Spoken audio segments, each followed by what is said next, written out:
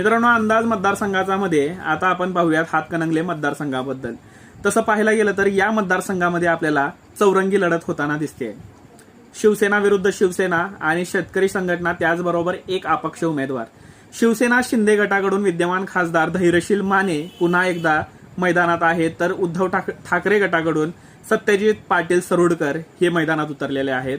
तर शेतकरी संघटनेकडून राजू शेट्टी, तर अपक्ष म्हणून DC पाटील हे सुद्धा निवडणूक रिंगणामध्ये आहेत. तसं पाहायला गेलं तर या मतदारसंघामध्ये शेतकऱ्यांचा वाटा सगळ्यात मोठा आपल्याला दिसतो आणि ही मतं राजू शेट्टी यांच्याकडे फिरताना दिसत आहेत.